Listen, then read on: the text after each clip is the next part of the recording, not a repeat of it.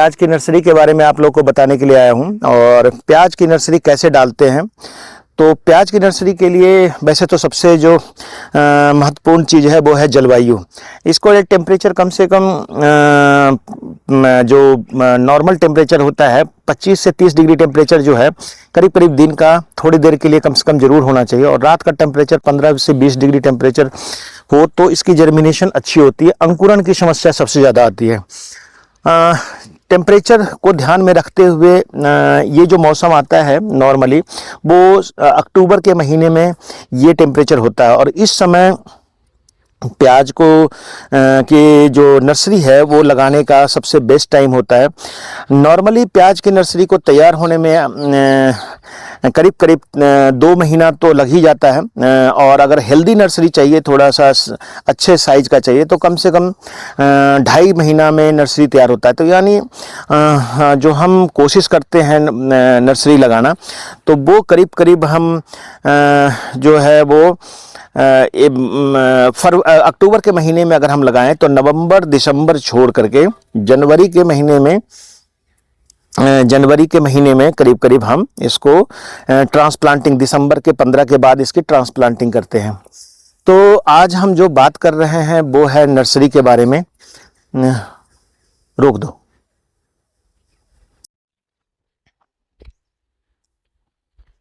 तो मैं जो बात कर रहा था कि प्याज की नर्सरी के बारे में, तो अक्टूबर का महीना सबसे बढ़िया होता है। अक्टूबर के महीने में अगर आप नर्सरी लगाते हैं तो जो नर्सरी है आपकी प्याज की नर्सरी वो दिसंबर 15 के आसपास आपकी तैयार हो जाएगी। तो अक्टूबर के महीने में मौसम को देखते हुए क्यारियां वगैरह तैयार की जाती है।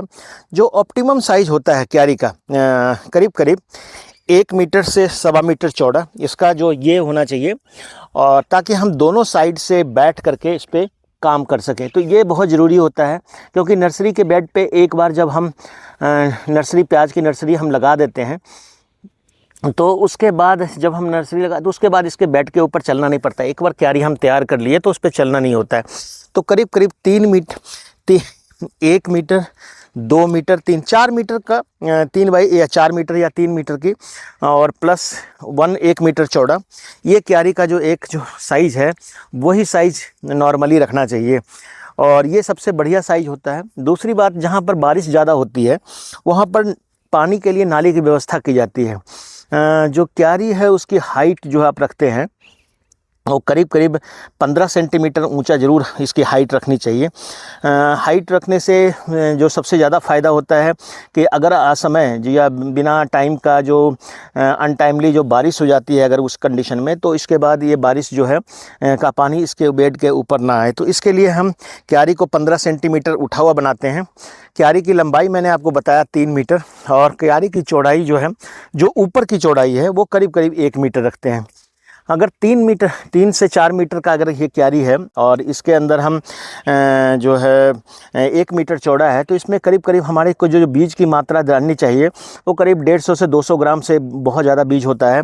प्याज का बीज थोड़ा हल्का भी होता है, और प्याज की नर्सरी सॉलिड बनाने के लिए, अच्छी बनाने के लिए, स्वस्थ बनाने के लिए हमें करीब करीब मोटे प्याज की पनीरी की आवश्यकता होती है ज़्यादा, ताकि उसको जो ट्रांसप्लांटिंग के समय उसको आसानी से हैंडल किया जा सके।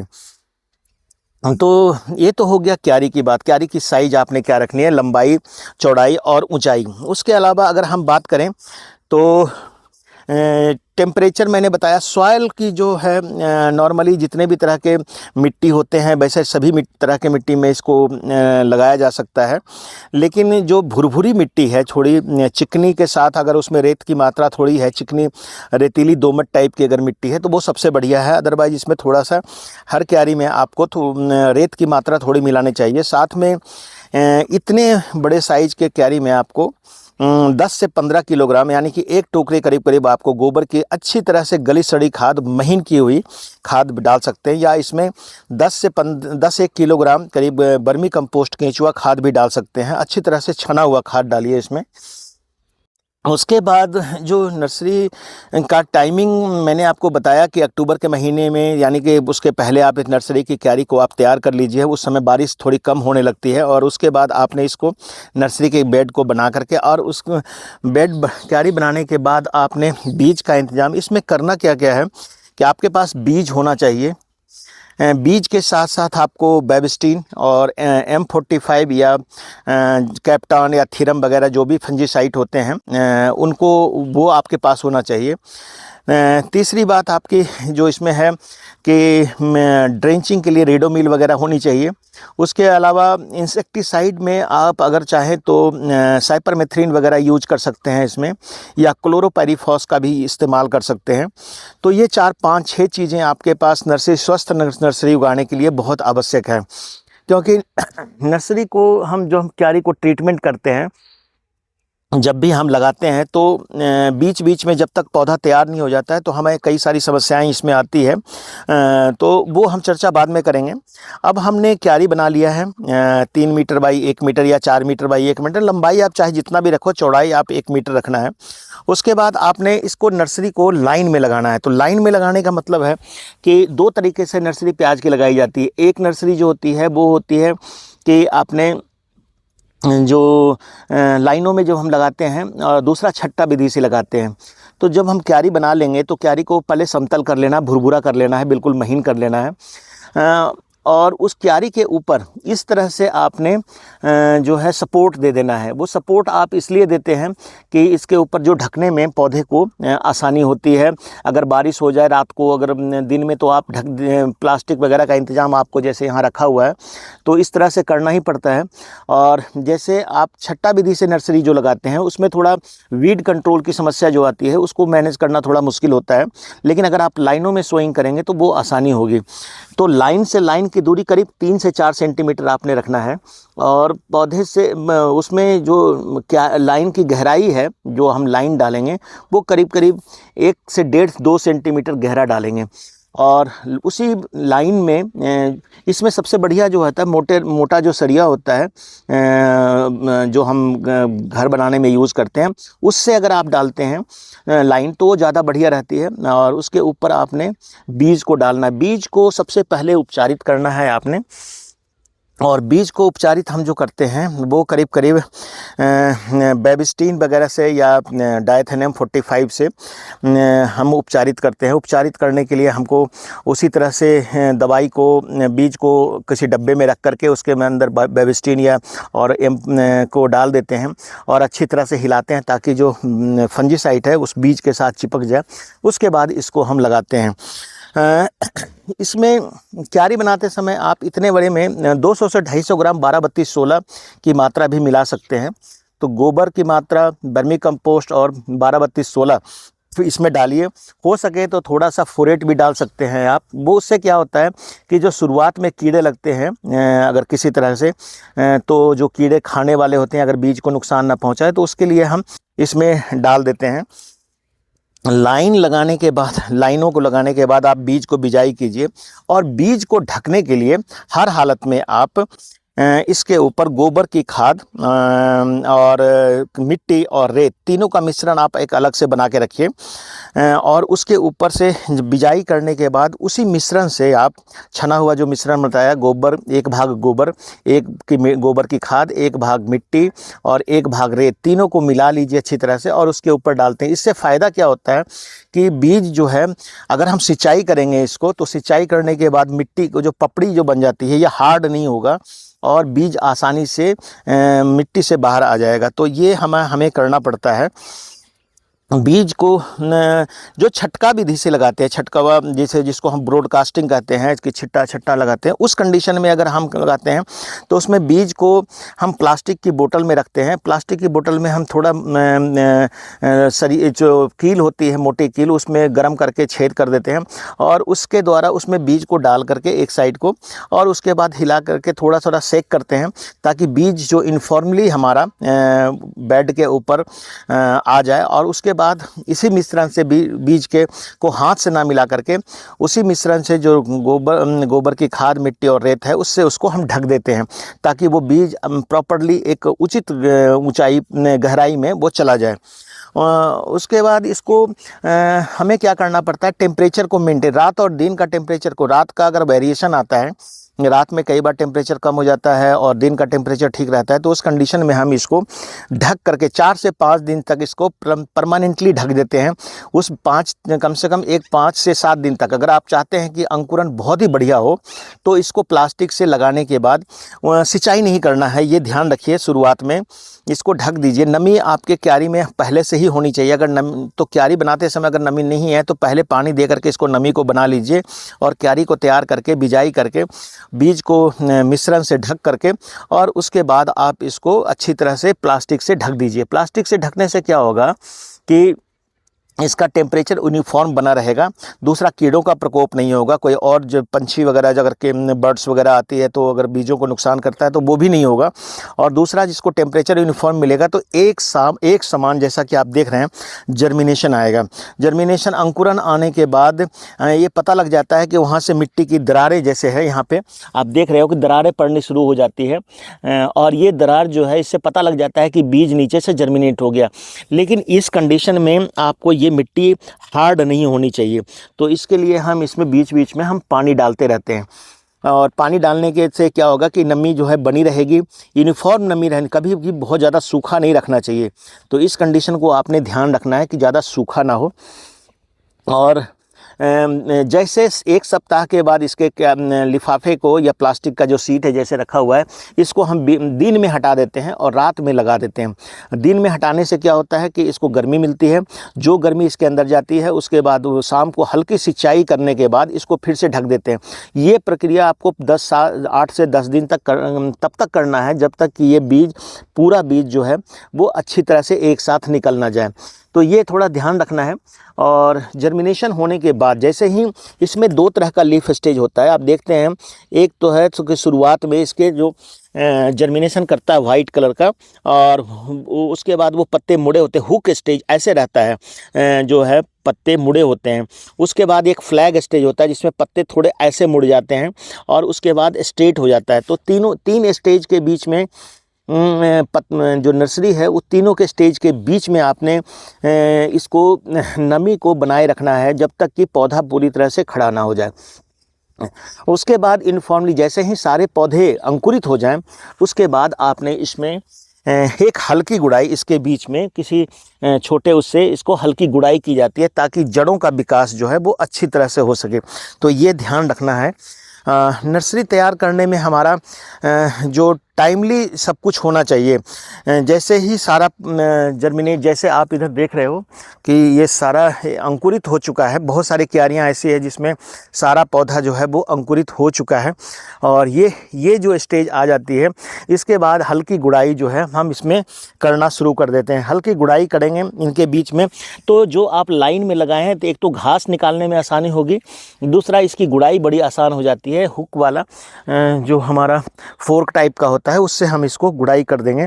और उसके बाद जिस दिन गुड़ाई करेंगे उस दिन इसमें पानी नहीं देना है, गुड़ाई करके छोड़ देना है। अगले दिन आप बेबिस्टिन और का घोल 1 ग्राम प्रति लीटर पानी में मिला करके और इसको ड्रेंच करना है। कम से कम इसी स्टेज में इसमें डैम्पिंग ऑफ की समस्या आती है जिसको कमर तोड़ बीमारी कहते हैं।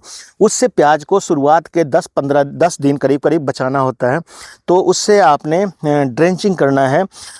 करीब 3 से 4 दिन के अंतराल पे आपने 1 सप्ताह में 2 बार M45 और बेबिस्टिन का घोल मिला करके, बेबिस्टिन आपने 1 ग्राम में 1 लीटर में 1 ग्राम और जो M45 है वो 2.5 से 3 ग्राम 1 लीटर पानी में मिला करके उसको आपने ड्रेंचिंग करना है।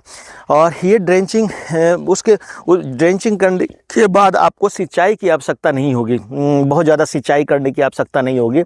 नर्सरी की देखभाल, नर्सरी लगाना और नर्सरी की देखभाल करना दोनों अलग अलग है। नर्सरी अंकुर लगाने का मतलब हो गया कि अंकुरन पूरा एक समान होना चाहिए, और देखभाल का मतलब है कि जब अंकुरित हो जाए तब जब तक उसको उखाड़े ना तब तक इसमें जो है पौधे जो है वो स्वस्थ रहें, किसी तरह की बीमारी कीड़े का प्रकोप ना हो। ये टेम्परेचर को मेंटेन करने के लिए शाम के समय अगर फिर भी टेम्परेचर डाउन हो जाता है तो आप प्लास्टिक से इसको ढक सकते हैं। तो ये सारी प्रक्रिया आपको करनी पड़ेगी शुरुआत के समय में। प्याज की नर्सरी की देखभाल के लिए शुरुआत के समय में जैसे हम प्याज की नर्सरी हम लगाते हैं और प्याज की नर्सरी 1 महीने के अंदर करीब करीब 20-25 दिन के अंदर ये कंडीशन में आपका नर्सरी आ जाएगा 20 से 25 दिन में। और 20 से 25 दिन के बाद इसकी ग्रोथ शुरू होती है। तो इस समय आप थोड़ा बहुत अगर आपको लगता है कि हमारा नर्सरी थोड़ा पीलापन लिए हुए है तो हल्का 2% यूरिया 0.2%, जैसे 1 लीटर पानी में 2 ग्राम यूरिया या 10 लीटर का बोतल तो 20 ग्राम यूरिया का घोल डाल करके और इसके ऊपर हल्का सा सिंचाई करना चाहिए ताकि इसमें हरापन भी आ जाए और पौधा जो है वो स्वस्थ दिखे। क्योंकि हमारा जो नर्सरी है पीला नहीं होना चाहिए। पीला होने का के कई कारण हो सकते हैं पीलापन का। एक तो अगर कीड़े लगे इसके जड़ में लगेंगे तो भी पीलापन आएगा, और दूसरा क्या है कि कीड़े इसका पत्ते का रस चूसते हैं। तो बीच बीच में हल्की इंसेक्टिसाइड जैसे साइपरमेथ्रिन बोला मैंने या क्लोरोपाइरीफॉस हल्की 1 ml प्रति लीटर पानी में मिला करके आप इसके हल्का सा ड्रेंचिंग भी या स्प्रे कर सकते हैं। तो वो ध्यान कई लोग बोलते हैं कि प्याज की नर्सरी उड़ गई, कि बीच बीच से जर्मिनेशन तो बहुत बढ़िया हुआ लेकिन जर्मिनेशन होने के बाद पत्ते बीच बीच से पौधे बिल्कुल सूख जाते हैं, ख़त्म हो जाते हैं। उस कंडीशन से बचाने के लिए आपको लगातार M45 बेबिस्टिन का छिड़काव तो आपको करना ही है, ड्रेंचिंग। उसके साथ आपने रिडोमिल का भी कर सकते हैं, और साथ में अगर हो सके अगर ज़्यादा समस्या आ रही है तो मेटालेक्सिल का भी आप इसमें छिड़काव स्प्रे ये कर सकते हैं या ड्रेंचिंग कर सकते हैं। ये कभी कभी ऐसा मैंने आपको बोला कि पीलापन जो है बहुत ज़्यादा होता है और पौधे खड़े खड़े ख़त्म होने लगते हैं, बीच बीच में लाइनों में से पौधे सूखने लगते हैं। उस कंडीशन में आप साइपरमेथ्रिन कोई भी इंसेक्टिसाइड या इवन फोरेट वगैरह भी आप दानेदार जो है बीच में क्यारियों पर थोड़ा सा छिड़क दें। तो इससे क्या होगा कि वो एक्चुअली कीड़ा हमें दिखाई नहीं देता, वो पत्ते का रस चूसता है और इसके कारण से ये समस्या आती है। किसान भाइयों, मैं आपको ये प्याज की नर्सरी उगाने के लिए जो टेक्निक बता रहा हूँ, ये टेक्निक नॉर्मली जो कमर्शियल फार्मर हैं जो प्याज की नर्सरी का बिजनेस करते हैं और उनको स्वस्थ नर्सरी चाहिए, तो ये सबसे इसमें प्याज की नर्सरी को उखाड़ना भी आसान होता है। प्याज की नर्सरी को आप आसानी से बेच भी सकते हैं। प्लांट का जो पौध है उसका जो कलर भी ठीक हो जाएगा और उसमें रंग जितना अच्छा रहेगा, हरापन रहेगा, उतनी ज़्यादा इसकी मार्केट में डिमांड भी रहती है। प्याज की नर्सरी 1 हेक्टेयर अगर आपने खेत की रोपाई करनी है तो करीब करीब बीज की मात्रा की अगर हम बात करें तो 10 से 12 किलोग्राम बीज की नर्सरी जो है वो बहुत ज़रूरी है। 10 से 12 किलोग्राम बीज आप डालेंगे तो करीब करीब 1 हेक्टेयर खेत में आप प्याज को लगा सकते हैं 25 कनाल में। दूसरी बात है कि प्याज की नर्सरी जो है वो मोटी होनी चाहिए, हेल्दी होनी चाहिए। उसके लिए बीच बीच में आप यूरिया का 0.2% का जो मैंने बोला उसका घोल का छिड़काव इसमें आपको करना चाहिए। गुड़ाई करें ज़रूर, आवश्यकता हो तो 2 से 3 गुड़ाई की आवश्यकता, अगर ज़रूरत पड़े तो 2 से 3 गुड़ाई भी आप इसमें कर सकते हैं। नर्सरी में जो महत्वपूर्ण जो बातें हैं वो है इसमें ड्रेंचिंग। उसके बाद इसमें कई बार आपने देखा होगा कि नर्सरी जब लगाते हैं इसमें खरपतवार की समस्या आ जाती है बहुत ज़्यादा।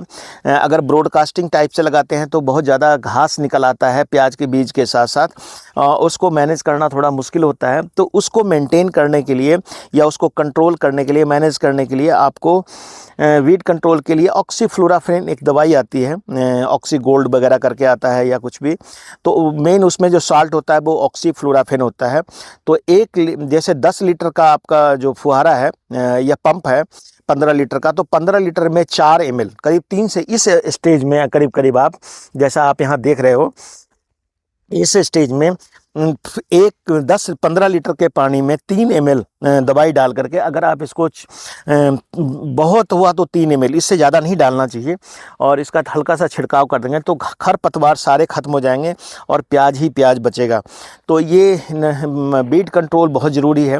वैसे नॉर्मली बीट कंट्रोल 2 तरीके से होता है। अगर आप पेंडिमिथिलिन यूज कर सकते हैं तो रुपाई के समय ही पेंडिमिथिलिन का छिड़काव कर दीजिए, अन्यथा अगर आप बाद में आपको पोस्ट इमरजेंसी जो घास बाद में निकलते हैं उसको कंट्रोल करना है, तो उस कंडीशन में आप इसमें ऑक्सीफ्लोराफेन जो दवाई आती है उसको आप इसमें लगा सकते हैं। ऑक्सीफ्लोराफेन 2 से 3 ml 15 लीटर पानी में शुरुआत में डालिए। खरपतवार अगर ख़त्म हो गए तब तो ठीक है, नहीं तो इसकी मात्रा को 3 ml 15 लीटर में डालिए। अगर फिर भी कुछ घास रह जाते हैं और पौधे की हाइट बन जाती है तो आप इसको 4 ml तक, लेकिन 3 ml दवाई 15 लीटर में डालने के बाद ऑक्सीफ्लोराफेन का अच्छी कंपनी का लीजिए तो करीब करीब मैंने देखा है कि शुरुआत के जो छोटे छोटे खरपतवार होते हैं उसको शुरुआत में ही मार देना चाहिए, तो वो पूरी तरह से कंट्रोल हो जाता है।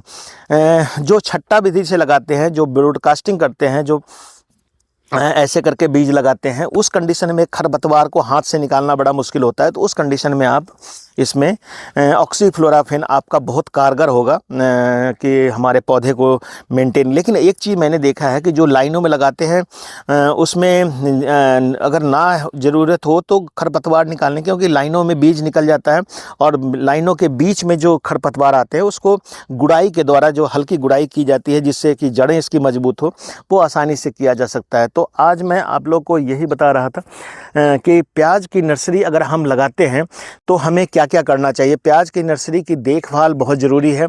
शुरुआत के स्टेज में भी आपको देखभाल करना ज़रूरी है, और जब तक ये पौधा पूरी तरह से मोटा ना हो जाए, यानी 2 से 3 पत्ते प्याज में स्वस्थ मोटे सीधे ना आ जाएं, तब तक आप इसको आपको देखभाल की आवश्यकता पड़ती है।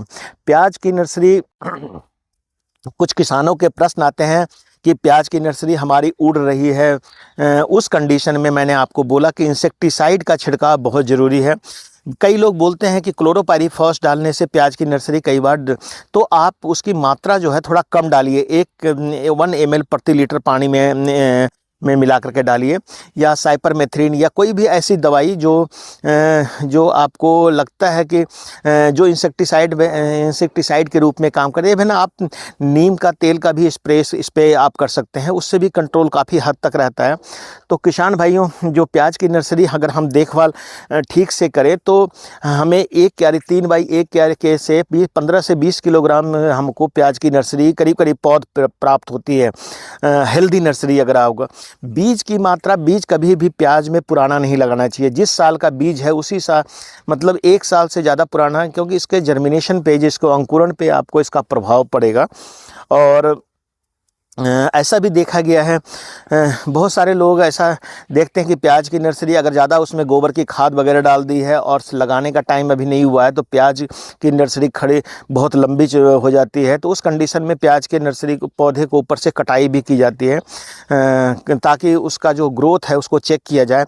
पानी को रोकना चाहिए, ग्रोथ को कम करना है, क्योंकि समय से पहले अगर नर्सरी तैयार हो गई है तो उस कंडीशन में आपको पानी का छिड़काव, पानी की मात्रा जो है, इरिगेशन जिसको हम बोलते हैं, सिंचाई, उसको कम कर देना है। उसके बाद आपने यूरिया नहीं डालना है, गोबर की खाद कम डालनी है। तो ऐसे कंडीशन में भी ये मेंटेन, कई बार लोग जो हरापन जो की समस्या आती है, मैंने आपको बोला, तो उसमें जिसमें पीलापन आ जाता है पौधा में, तो आप अगर 19 भी इसमें डालते हैं तो वो भी फ़ायदेमंद रहेगा। लेकिन उसको डालने से पहले आपने ये ध्यान रखना है कि उसमें स्टिकर ज़रूर मिलाना है, क्योंकि प्याज के नर्सरी के पौधे के ऊपर जो है स्टिकर थोड़ा सा चिपकना चाहिए, ताकि जो हम लिक्विड फर्टिलाइज़र डालते हैं वो पत्तों के द्वारा पौधा आसानी से लेता है। तो वो थोड़ा ध्यान रखना है। कुछ पौधे ऐसे भी होते हैं जब हम नर्सरी लगाते हैं तो वो फंस जाता है, मतलब ऊपर नहीं निकल पाता है। तो उस कंडीशन में उसका यूनिफॉर्म मॉइस्चर, एक समान उसका नर्सरी में मॉइस्चर आपको मेंटेन करना बहुत ज़रूरी है। तो वो भी देखना है। बीच बीच में अगर आप चाहें इसमें तो 12-32-16 जो है गुड़ाई करते समय आप थोड़ा सा डाल सकते हैं, छट्टा लगा सकते हैं, 50 ग्राम थोड़ा सा डाल दिया तो नर्सरी और भी हेल्दी हो जाती है। ये कुछ टिप्स हैं जो हेल्दी नर्सरी उगाने के लिए हमको अपनाना चाहिए। प्याज की नर्सरी में जब आप प्लास्टिक वगैरह से ढकते हैं, जैसे हम प्लास्टिक से इसको ढक देते हैं, तो वो हमारे लिए बहुत कारगर होता है। दिन में इसको खोल दिया और रात में इसको ढक दिया। जर्मिनेशन होने के बाद जो हमारी जो टेक्निक होती है प्याज में, कि जब पौधा जर्मिनेट कर जाता है, जब अंकुरित हो जाता है, उससे लेकर के लगाने के समय तक कम से कम 20-25 दिन आपको बहुत ही केयरफुल रहना है। आपको ध्यान रखना है कि हमारे पौधे एक एक दो दो करके सूख तो नहीं रहे हैं। कई बार डैम्पिंग ऑफ जो कमर तोड़ बीमारी है उसका पता नहीं लग पाता है और पौधे धीरे धीरे सूख जाते हैं। तो वो बीच में आपको ड्रेंचिंग जो है, जो मैंने बताया आपको, उससे करना बहुत ज़रूरी है। ज़्यादा कंडीशन ख़राब हो जाए तो आपने मेटालैक्सिल वगैरह का छिड़काव करना है इसमें, और इसको मेंटेन कीजिए। तो नर्सरी का उत्पादन समय से होगा, नर्सरी अच्छी ग्रोथ करेगी, यूनिफॉर्म पौधे आपको मिलेंगे। इसके ऊपर मैंने बोला कि ढकने के लिए कभी भी डायरेक्टली नहीं ढकना चाहिए। जब पौधे तैयार हो जाते हैं तो इसको हम थोड़ा सा प्लास्टिक के शीट से ढकते हैं ताकि पौधे जो हैं वो दबे नहीं। ये सब चीज़ें ध्यान रखने से यहाँ पर कमाची वगैरह बना दिया गया है, इसको लगा दिया गया है, और इसके ऊपर प्लास्टिक को डालना भी आसान होता है, इसको हटाना भी आसान होता है। तो किसान भाइयों, आज मैं आपको प्याज की नर्सरी के बारे में आपको बता रहा था। और प्याज की नर्सरी हमारे किसान भाइयों को जो प्रोफेशनली लगाते हैं वो भी, और जो अपने लिए लगाते हैं वो भी, मैं तो कहूँगा कि लाइन में ही लगाइए ताकि आपको बहुत सारी चीज़ों से छुटकारा मिल सके। जैसे खरपतवार की समस्या से है, कीड़े से है, बीमारी से है, गुड़ाई से है, वो आसानी से की जा सकती है। इवन मैनुअल हैंड बीडिंग भी उसके बाद कर सकते हैं आप, और बहुत सारे खरपतवार तो आप आसानी से हाथ तो गुड़ाई के समय ही निकल जाएगा। तो ये भी ध्यान रखना है। दूसरा, इसमें पपड़ी नहीं बनने देना है। आपको कंटिन्यूअस मिट्टी के अनुसार एज पर जो कई बार नीड होता है, तो इसमें सिंचाई जो है वो यूनिफॉर्मली रहनी चाहिए ताकि पौधे जो है वो ख़राब ना हो। तो ये थोड़ी बातें मैं आपको बता रहा था खेती के बारे में। प्याज की नर्सरी आपने कैसे उगाना है। बहुत सारे लोगों ने कहा था कि प्याज की नर्सरी जब हम लगाते हैं तो हमारे क्यारियों में जो पौधे होते हैं, सबसे 3 तरह की समस्या फ़ोन ज़्यादा आते हैं। एक आता है कि प्याज की नर्सरी उड़ने लगी है, जिसको लोग बोलते हैं कि हमारा उड़ने का मतलब है कि वहाँ से प्याज की नर्सरी जर्मिनेट तो हुआ लेकिन वो टिक नहीं रहा है या सूख रहा है। तो सूखने के लिए आप इसको जितना जल्दी हो गुड़ाई करके ड्रेंचिंग कर दीजिए। तो हल्की गुड़ाई कीजिए और ड्रेंचिंग कर दीजिए।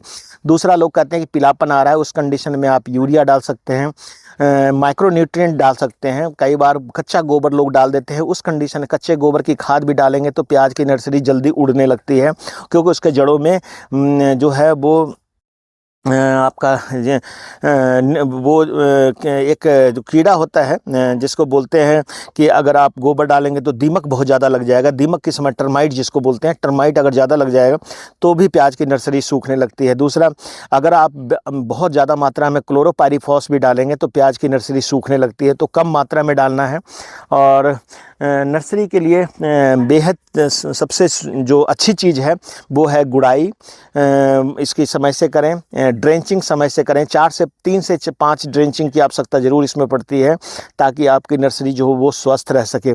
तो किसान भाइयों, आज मैं प्याज की नर्सरी के बारे में आपको बता रहा था, और इसको आप लगाइए। अगर आपको कोई प्रॉब्लम आती है तो मेरा फ़ोन नंबर है 9418494333। इस पे आप हमको कॉल करके पूछ सकते हैं।